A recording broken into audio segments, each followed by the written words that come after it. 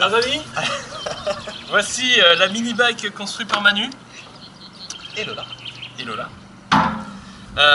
Je n'ai jamais vu ce véhicule avant, donc je vais découvrir avec vous la magie, la majesté de ce véhicule. Donc là on va faire le plein, il n'a pas tourné depuis un certain temps. Donc il y a une fuite carbu. Il y a une fuite carbu. C'est donc un moteur G50 de motoculteur ou un truc du genre, avec un variateur sur le côté, mais on ne sait pas trop. Enfin, j'ai jamais vu un variateur comme ça, donc je ne sais pas trop encore s'il marche ou pas. Ou un truc du genre. Roue de Dax ou un truc du genre. Frein d'origine du coup. Oui. Transmission quasiment d'origine. Ah non, des pièces de Cofrix, c'est ça? Non. De Mobix. Alors le plateau c'est Mobix. Le vario c'est un truc de motoculteur F800 je crois. C'est un vario de motoculteur F800.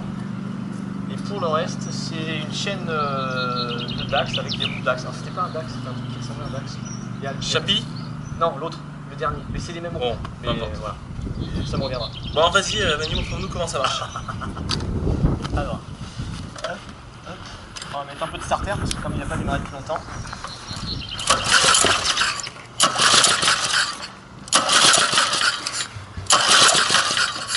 Coupé là. Mets-le sur on.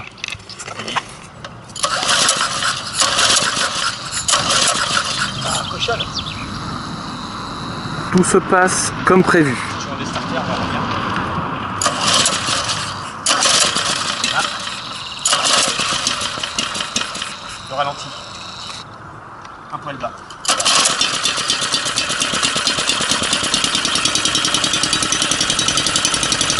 Il tourne pas mal, hein.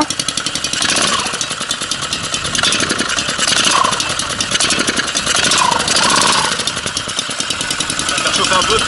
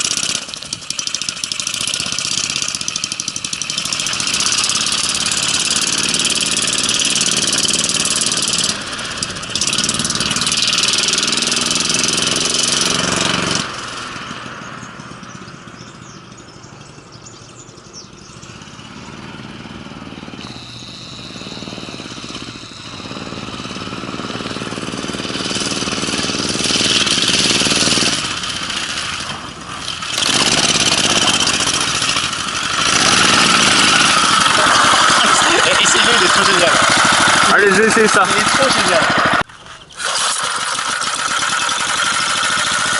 Je vois pas si ça file. C'est vrai que ça clean bizarrement. C'est la courroie. C'est qu'elle est neuve. Let's go.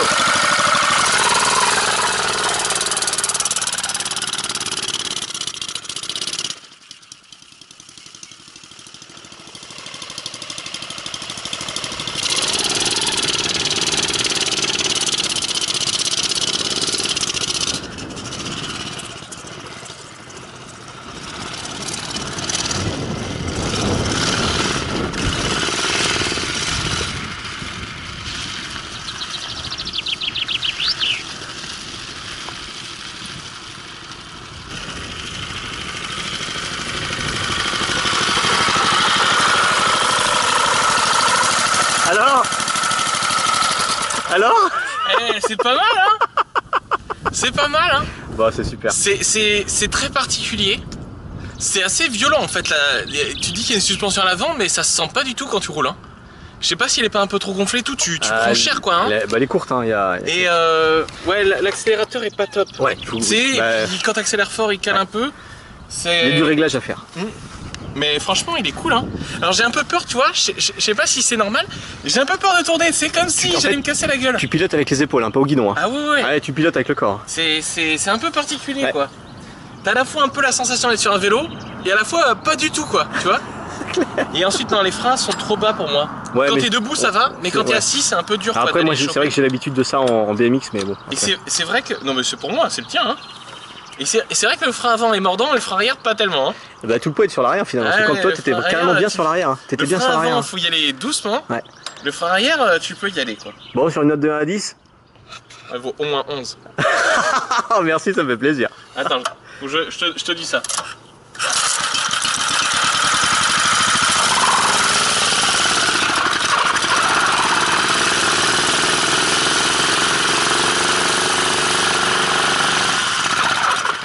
Ça va. 11. 11 mérité. Bon, super. Alors Manu, qu'est-ce que tu fais de beau? Alors techniquement, j'essaye d'ajuster les carters de refroidissement du moteur, puisqu'ils sont pas très bien ajustés. Et moi pendant ce temps-là, comme je suis un professionnel des variateurs, on a déjà compris comment marchait ce variateur, qui fait un variateur embrayage exactement de la même façon que le Rock'n'Bob. Sauf que celui-ci est centrifuge et un peu plus balèze. Et d'ailleurs Manu, grâce à mon expérience grande sur les variateurs, parce que j'ai inventé la même chose que ces gens-là, mais je l'avais pas vu avant. Et je me suis dit tiens c'est marrant, ça pourrait marcher quand même bien. Là on va voir pour le tendeur pour que la courroie soit bien tendue tout le temps et que le variateur varie. Parce qu'aujourd'hui le variateur embraye mais ça couine un peu comme vous avez pu le constater. Vas-y. Voici donc le variateur mis en place correctement, enfin on espère, avec donc sa bague à aiguille qui fonctionne, un tendeur sur ressort qui va permettre à la... Oh putain oui, quand on va falloir qu'on mette un maillon de plus là. Pardon, excusez-moi. Donc qui va descendre jusqu'en bas pour permettre à la courroie de monter dans les gorges. Et on a fait ça en s'appuyant sur une barre de fer. On a mis une pièce qu'on a soudée, des quéquettes de partout, enfin voilà, c'est un petit peu le bazar. Mais ça devrait marcher, on va tester ça.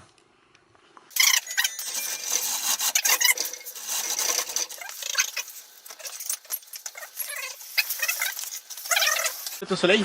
C'est bon, c'est bon. Are you ready? Ouais.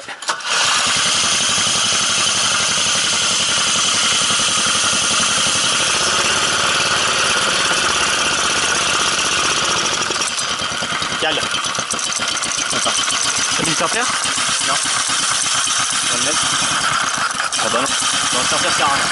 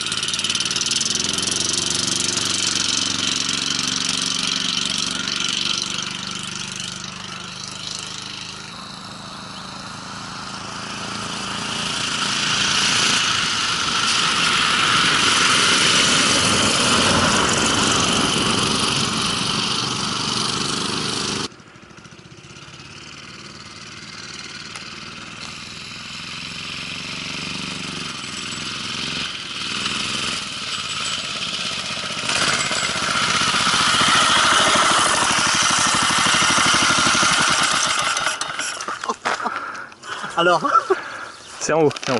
Je suis partagé entre le fait de dire le moteur prend pas énormément des tours. Non. Il va vite. Ouais. Alors, jusqu'à 60% de sa vitesse max, il est instable. Ouais. Enfin, de 0 à 20% de sa vitesse max, il est bien. De 20 à 60, il demande un peu de maîtrise. Et au-delà de 60% de sa vitesse max, enfin, à ouais. 60% de sa vitesse max, il est bien, il est stable. Grosso modo, tu vas moyen, t'es bien, tu vas moyen plus, t'es pas bien, et tu vas vite, t'es bien. C'est bizarre, non?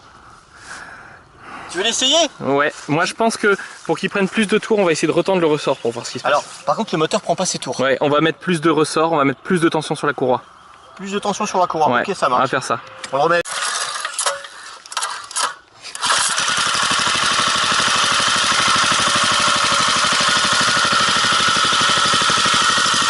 Il est pas bruyant, hein. Franchement, ça marche. Hein. Ah, il marche bien.